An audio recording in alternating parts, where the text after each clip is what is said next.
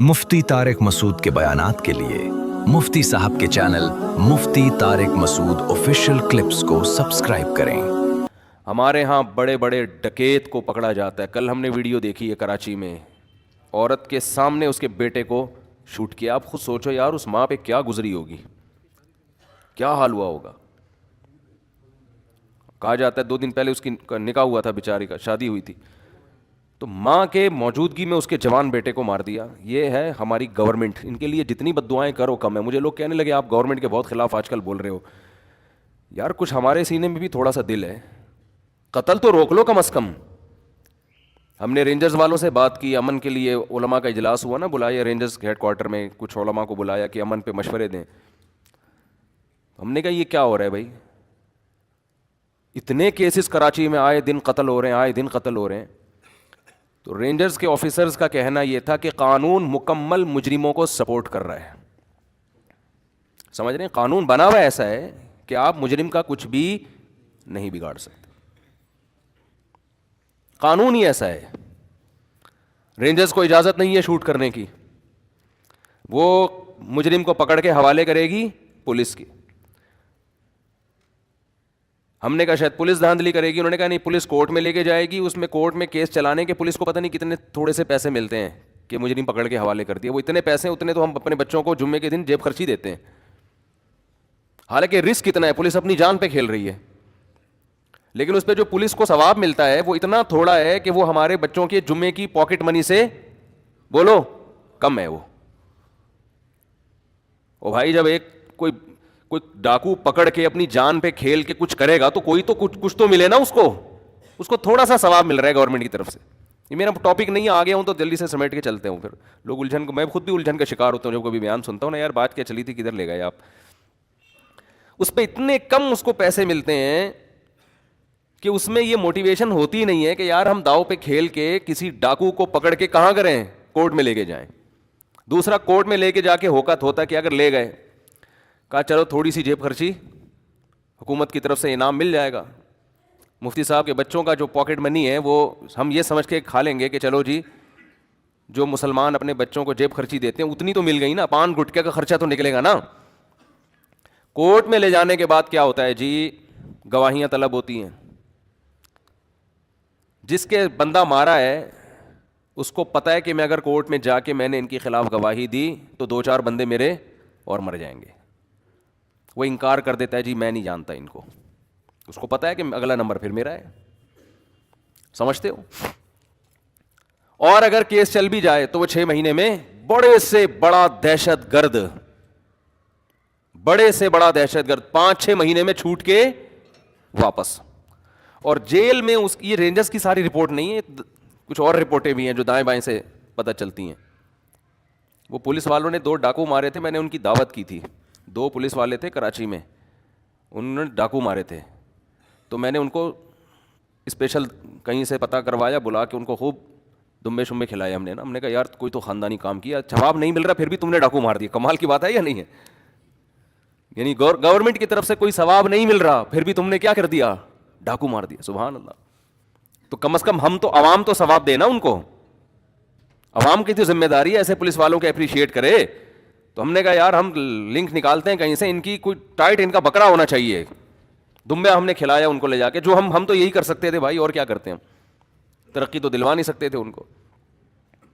تو ان سے بھی بہت سی باتیں پتہ چلی، انہوں نے بولے قانون بھائی اسی طرح کا بنا ہوا ہے، کورٹ میں لے کے جاؤ رہا ہو جاتے ہیں، کیس ہی نہیں چلتا، اور جیل میں گئے تو 5-6 مہینے بعد نکل گئے۔ اور جیل میں جانے کے بعد ان کی ملاقات اپنے جیسے 2-4 اور لوگوں سے ہوتی ہے وہاں پہ۔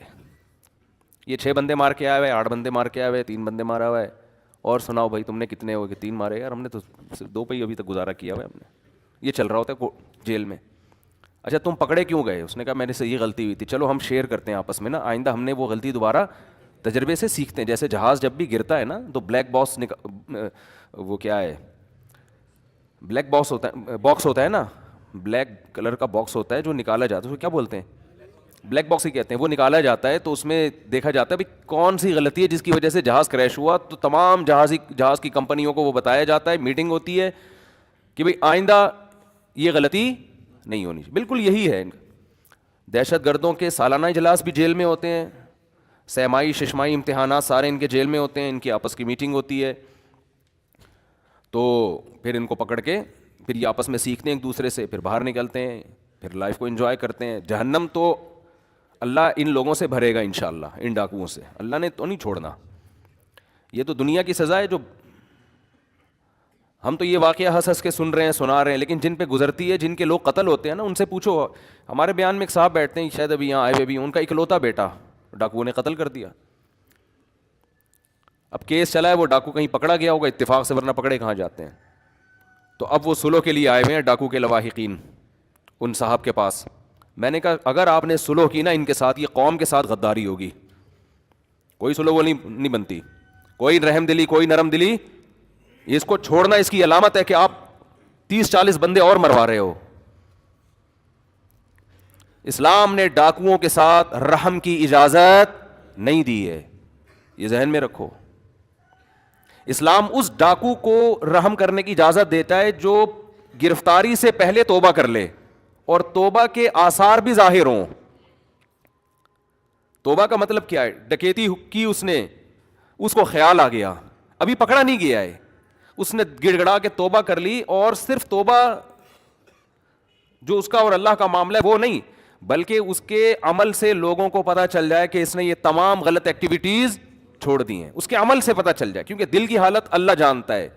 دل سے تو اللہ توبہ قبول کر لے گا, لیکن وہ آخرت میں. دنیا کا معاملہ یہ ہے کہ اس کے عمل سے لوگوں کو پتہ چل جائے کہ اب یہ ویسا نہیں ہے جیسا پہلے ہوا کرتا تھا. تو قرآن کہتا ہے اس کی سزا پھر ڈاکوؤں والی نہیں ہے. الا الذین تابوا من قبل ان تقدروا علیہم. قرآن کہہ رہا ہے کہ وہ سزا جو ہم نے ڈاکوؤں کی متعین کی ہے, اس سے وہ ڈاکو مستثنا ہے جو گرفتاری سے پہلے توبہ کر لیں.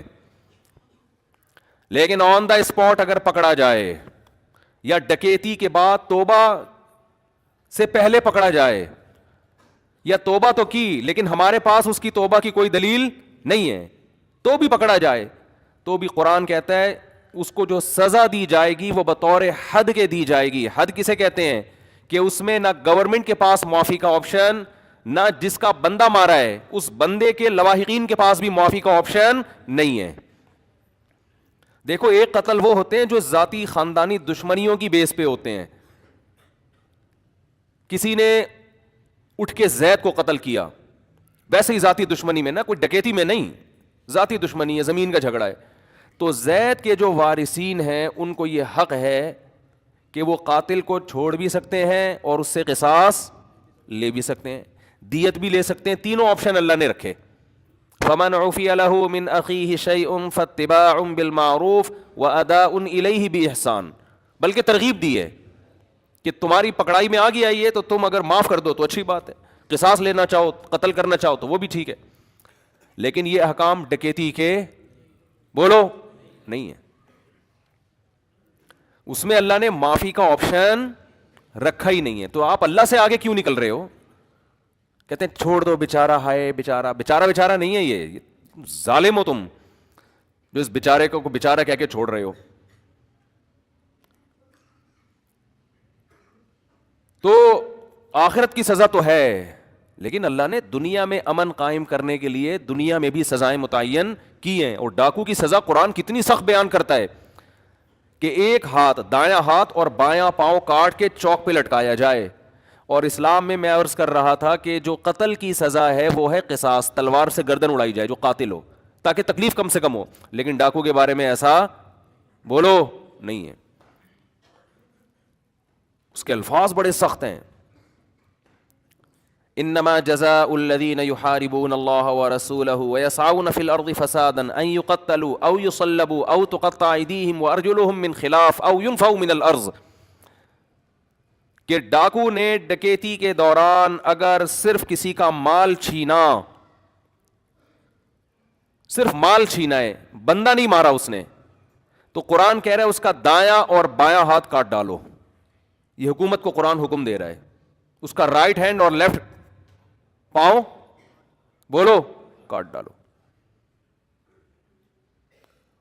اور اگر اس نے بندہ مارا ہے تو قرآن کہہ رہا ہے کہ دایاں ہاتھ اور بایاں پاؤں بھی کٹے گا اور اس کو سولی دی جائے گی. سولی کا مطلب لٹکا کے اس کے پیٹ میں برچھا مار کے اس کو ایسے ایسے کر کے گھمایا جائے تاکہ تڑپ تڑپ کے اذیت کے ساتھ مرے. اور یہ بند کمرے میں نہیں سزا دی جائے گی, یہ کھلے عام چوک پہ سزا دی جائے گی. سمجھ میں آ رہی ہے کہ نہیں آ رہی ہے؟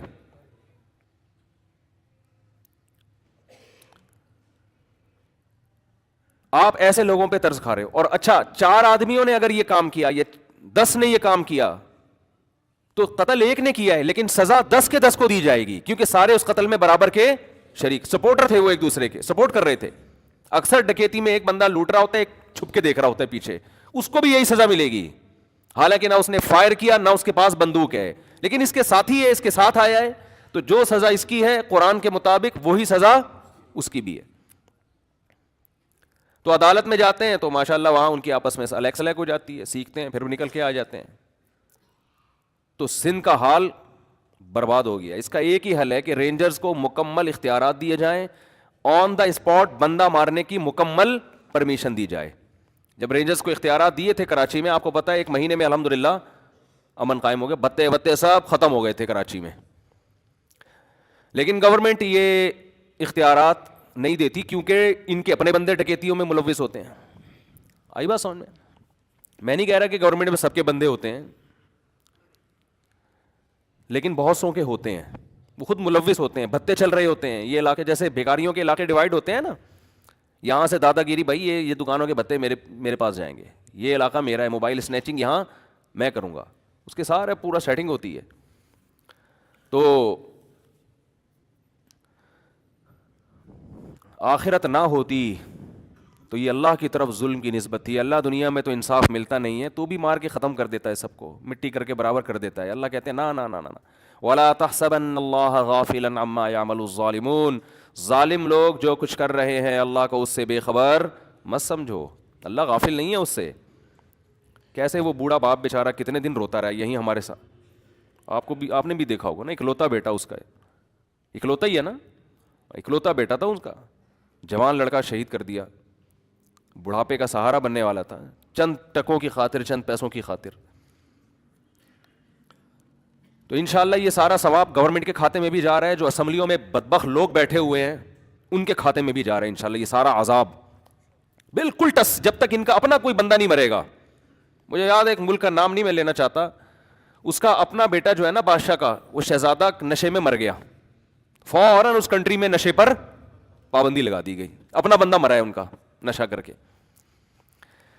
تو کوئی ڈاکو جب ان کو پکڑے گا, ان کو چھینے گا شاید تھوڑا سا کچھ, ورنہ یہ عوام مرتی رہے. عوام بہت زیادہ ہو رہا ہے کراچی میں, بہت زیادہ ہو رہا ہے, تھوڑا نہیں ہو رہا, ہر ہفتے کی رپورٹ ہے.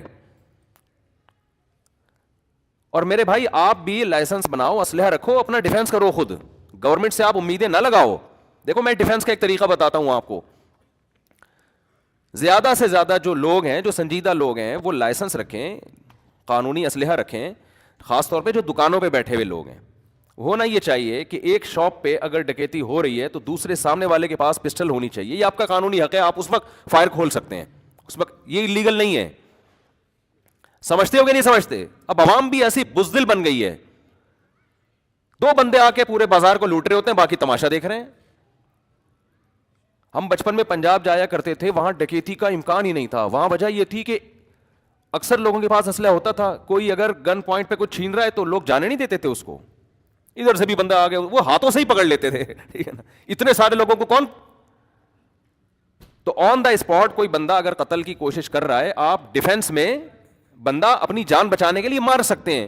لیکن لوگ مارتے کیوں نہیں ہیں؟ ایک تو اس لیے کہ اسلحہ نہیں ہے, نمبر 2 مارنے میں ڈر یہ کہ ہم نے یہاں سے مارا, کوئی اس کا دوسرا چھپ کے بیٹھا ہوا ہے, وہ وہاں سے فائر کھول دے گا. تو جب سب لوگ ایک کمیونٹی بن کے سب اپنا ڈیفینس کریں گے کہ بھئی یہاں کسی بھی دکان پہ کوئی اسنیچنگ کا واقعہ ہوتا ہے یا اس گلی میں کچھ ہوتا ہے, تو ہم سب نے مل کے اس ڈاکو کو کسی نے بھی بھاگنے نہیں دینا. تو یہ ختم ہو جائے گا. گورنمنٹ سے آپ امیدیں نہ. میں بھی اندرون سندھ گیا ہوں تو حال جو میں نے دیکھا ہے بہت برا حال ہے. غریبوں کا حال تو بہت ہی زیادہ برا ہے, جو غریب علاقے ہیں نا سندھ کے. بعض لوگوں نے سڑکیں وڑکیں بنا دی اچھی, چلو اللہ جنہوں نے بنائی ہے اللہ ان کو جزائے خیر دے, لیکن اندر کے حالات بہت خراب ہیں بھائی. خیر آپ کی جانیں آپ, ہمارا تو یہ ٹاپک اور موضوع ہے نہیں, کیا کریں. ہم تو اسی شہر کے ہی ہیں نا, باسی ہیں اس شہر کے, تو ہمیں اب تو اپنی بھڑاس تو ہم یہی نکالتے ہیں. آپ کو پتہ ہے مولوی لوگ ساری اپنی ٹینشن ممبر پہ نکالتے ہیں.